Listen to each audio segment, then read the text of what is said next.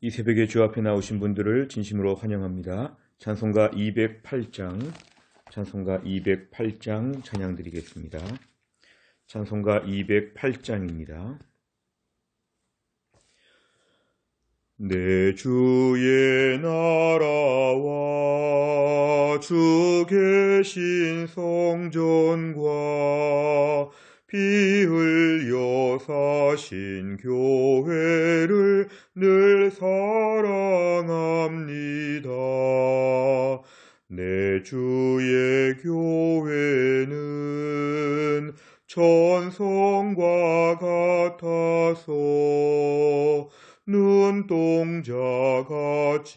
아끼사 늘 보호하시네. 이 교회 위하여 눈물과 기도로 내 생명 다하기까지 늘 봉사합니다. 성도의 교제와 교회의 위로와 구주와 맺은 언약을 늘 기뻐합니다. 하늘의 영광과 베푸신 은혜가 진리와 함께 영원히 시온에 넘치네. 아멘. 하나님 말씀은 고린도전서 11장입니다. 고린도전서 11장 2절부터 10절까지의 말씀입니다. 고린도전서 11장 2절부터 10절의 말씀, 페이지로는 275페이지가 되겠습니다. 고린도전서 11장 2절부터 10절까지의 말씀, 우리 한 절씩 교독하겠습니다. 너희가 모든 일에 나를 기억하고 또 내가 너희에게 전하여 준 대로 그 전통을 너희가 지킴으로 너희를 칭찬하노라. 그러나 나는 너희가 알기를 원하노니 각 남자의 머리는 그리스도요 여자의 머리는 남자요 그리스도의 머리는 하나님이시라.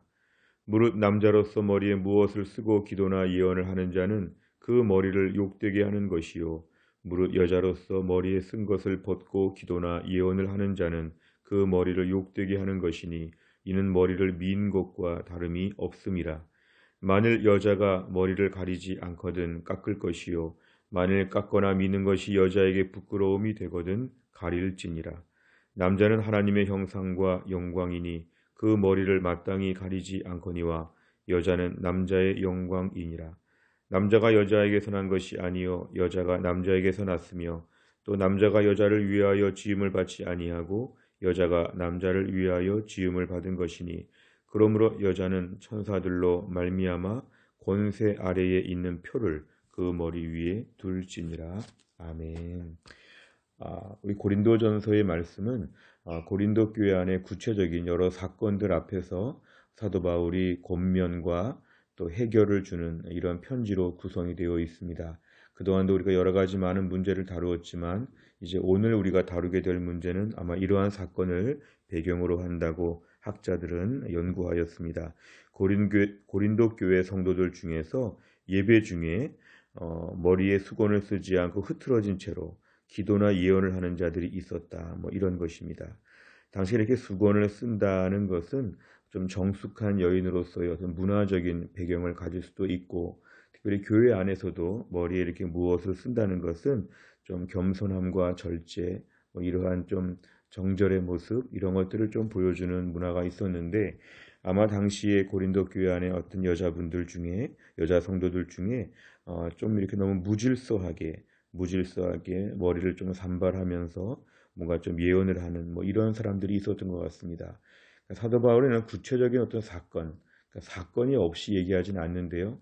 사건을 지금 배경으로 하여서 오늘 지침을 주고 있습니다. 2절에 보니까 내가 너희에게 전하여 준 대로 사도 바울이 영적 지도자로서의 권면에 대하여 고린도 교회가 잘 순종하고 있다는 것에 대하여 2절에서 칭찬합니다. 이 말은 지금부터의 권면에 대해서도 너희가 들을 것을 기대한다. 이러한 뜻을 내포하고도 있습니다. 오늘 3절 이하를 보니까 남자의 머리가 그리스도라. 그러니까 남자가 더 경배하며 섬겨야 될 분이 그리스도고 여자의 머리는 남자다. 여자의 머리 남자라는 것은 보통 가정 안에서 가장들이 남자분들이 많이 계시니까 남자분들이 지도하고 책임지고 돌본다. 여자의 머리는 남자요. 그리스도의 머리는 하나님이시라. 어떻게 보면은 영적인 질서가 이렇게 있는 것으로 오늘 말씀하고 있습니다. 우리가 오해하지 말 것은 우리의 본성상 이것을 하나의 계급 체제로 봐서 위에 있는 그런 그룹에서 밑에 있는 그룹을 향해서 함부로 대하는 뭔가 이렇게 무시하고 마음껏 이렇게 좀 독재하고 통제하는 이런 식으로 보는 것은 우리 범죄한 본성 때문에 그렇고 하나님께서 주신 원래의 창조 질서에 의하면 책임과 돌봄입니다. 그래서 우리 안에서 이렇게 갈등과 분열, 대립을 추구하는 그런 것은 다 인간의 죄성 때문에 그렇고 오늘 3절에 나와 있는 이 말씀은 돌봄과 책임, 상호 존중 이런 것들을 다 얘기하는 것이죠.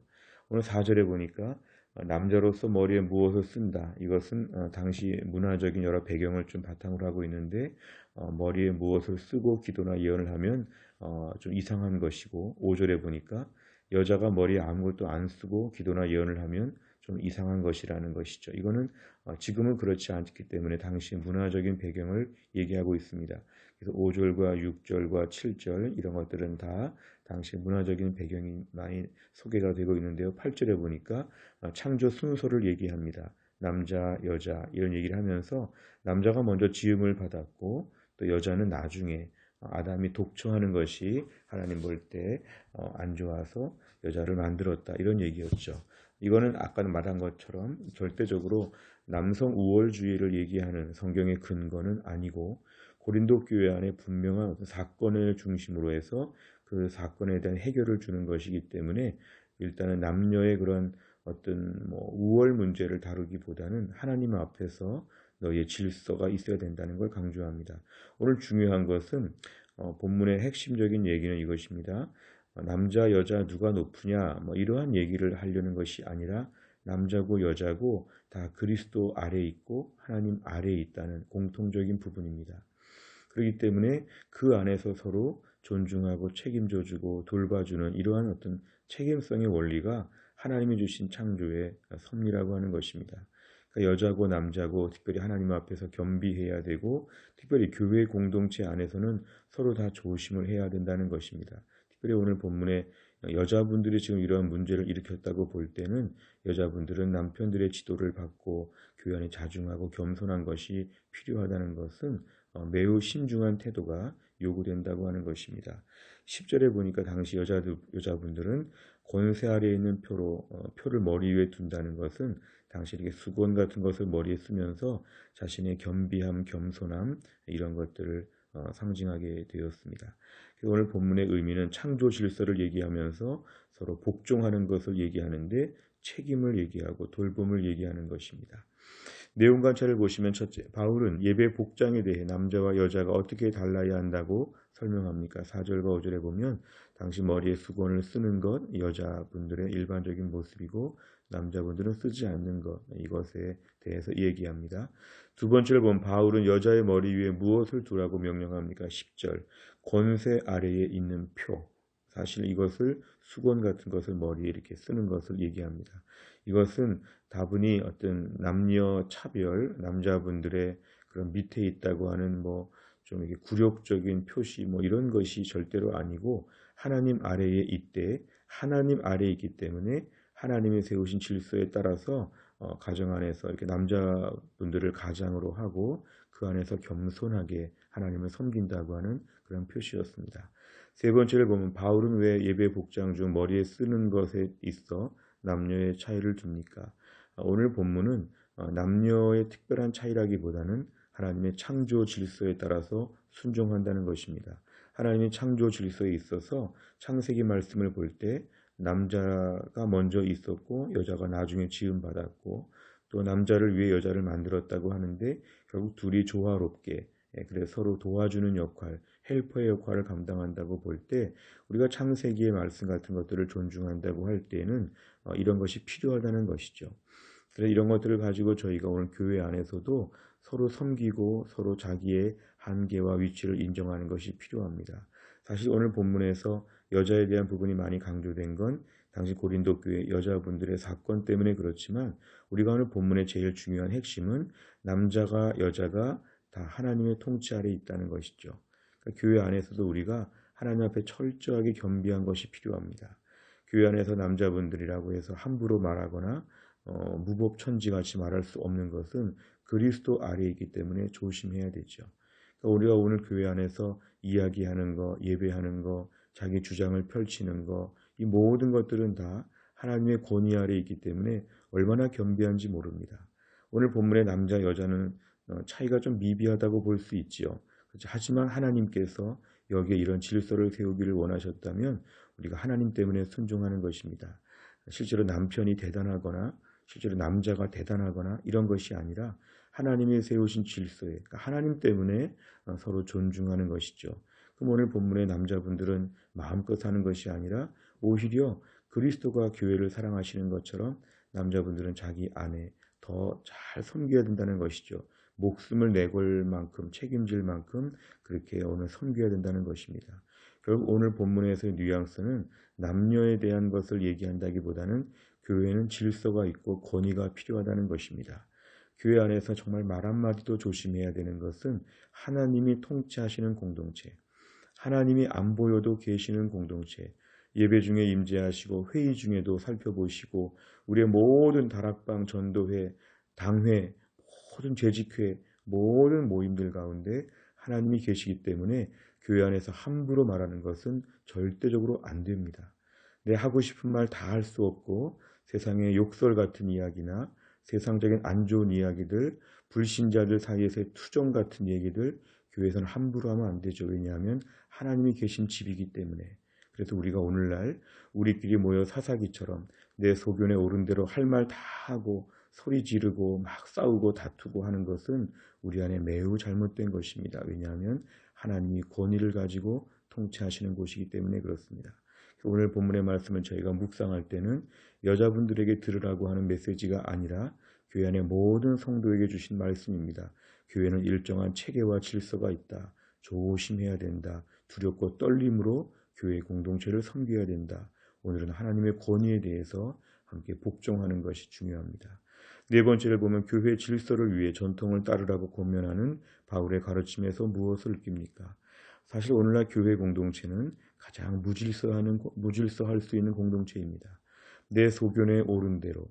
왜냐하면 내가 율법이 아니라 복음으로 예수를 믿음으로 의롭다함 받았으니까 행위에 있어서 마음껏 산다고 하는 그래도 구원은 받는다고 하는 사실 이건 복음이 아닙니다. 우리가 오늘날 예수 믿고 마음대로 살 수 있다는 건 예수를 모르는 사람이고 구원받지 않았는지도 모릅니다. 예수를 믿으면 자유로운 복음을 믿었지만 그 안에서 우리가 훨씬 더 자발적인 순종과 헌신과 희생을 감당할 수 있어야 그 사람 믿음 진짜라고 볼 수 있습니다. 우리가 오늘날 교회가 얼마나 무질서할 수 있는지 2000년 교회 역사를 봐도 한국의 130년 넘는 교회 역사를 봐도 교회가 무질서하게 되면 끝이 없습니다. 다 하나님이 나를 사랑하신다고 하고 다 자유롭다고 하고 다 믿음으로 구원받는다고 하면 교회는 굉장히 망가질 수 있죠. 오늘 본문의 말씀은 우리를 보완적인 의미에서 우리에게 주시는 말씀입니다. 나는 교회 안의 질서를 따르고 있는가? 교회 안의 직분에 대한 것을 존중하고 있는가? 교회 안에서 모든 당회의 지도를 받고 있는가? 교회 안에서 직분자들에 대하여 함부로 말하진 않는가? 교회 모든 계획과 교회 모든 행사와 사역들에 대하여 기도로 동참하고 있는가? 교회에서 행하는 모든 예배, 모든 사역들에 있어서 적극적으로 동참하고 있는가? 우리 자신의 신앙생활 매우 오늘 본문에 따르면 순종해야 된다는 걸 강조하고 있습니다. 우리 안에서 엇서거나 내가 불순종하거나 내 마음대로 하면서 괜찮다고 하는 생각, 불신앙의 뿌리가 될 수 있습니다. 코로나 시기에는 믿음의 질서와 체계와 권위가 매우 중요합니다.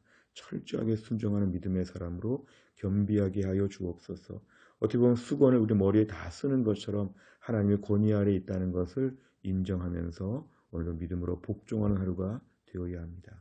마지막 5번째를 보면 교회 공동체 질서를 바로 세우기 위해 내가 주의해야 할 모습은 무엇입니까? 주일 예배를 드릴 때 교회의 질서와 덕을 세우기 위해 어떤 모습으로 참여하겠습니까? 우리가 지금 온라인 예배를 드리고 있어서 함께 모일 수 없지만 우리가 함께 모이게 될 때에 교회 안에 질서와 덕을 세우면서 더 엄숙하게 예배를 참여해야 됩니다. 시간도 더 잘 지켜야 되고 예배 태도도 더 찬양 열심히 해야 되고 기도도 뜨겁게 해야 되고 우리가 교회 질서를 세워나가면서 교회를 섬겨야 됩니다. 오늘 하나님이 세우신 모든 영적인 질서 이런 것들을 순종해야 되겠습니다. 우리가 오늘도 우리끼리 누가 높은가의 문제가 아니라 하나님의 권위에 대해 복종하는가 이게 핵심입니다.